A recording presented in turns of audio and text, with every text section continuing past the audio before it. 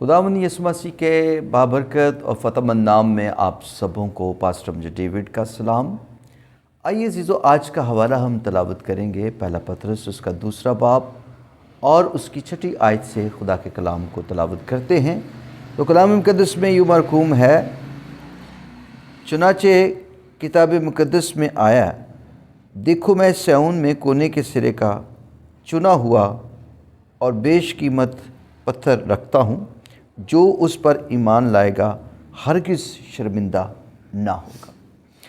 आइए अज़ीज़ो, आज हम खुदा के कलाम पर गौर करते हैं कि सिय्योन में कोने के सिरे का चुना हुआ बेशकीमत पत्थर रखता हूँ, जो कोई उस पर ईमान लाएगा हरगिज़ शर्मिंदा ना होगा।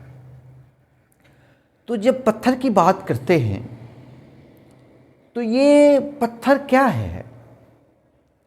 अगर हम इसकी पत्थर की तफसीली बात करते हैं, ईसाया 28 बाब में लिखा है, खुदावंद फरमाता है, मैं सिय्योन में बुनियाद के लिए, महकम बुनियाद के लिए एक पत्थर रखता हूँ, जो कोई उस पर ईमान लाएगा वो कायम रहेगा, हरगिज़ शर्मिंदा ना होगा।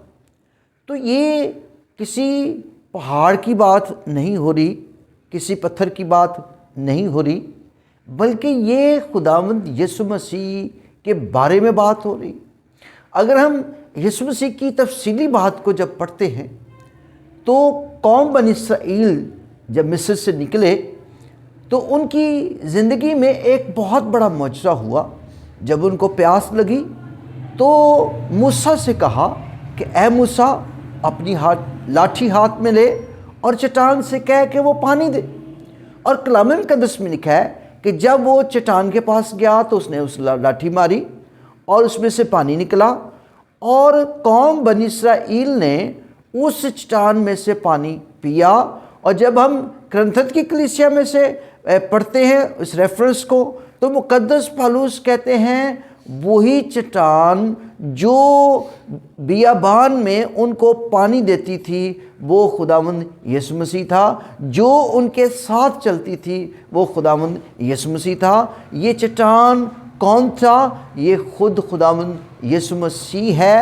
आज अगर किसी की बुनियाद यीशु मसीह पर नहीं है, किसी का ईमान यीशु मसीह पर नहीं है, तो वो शख्स कायम नहीं रह सकता और उस शख्स को शर्मिंदगी उठानी पड़ेगी।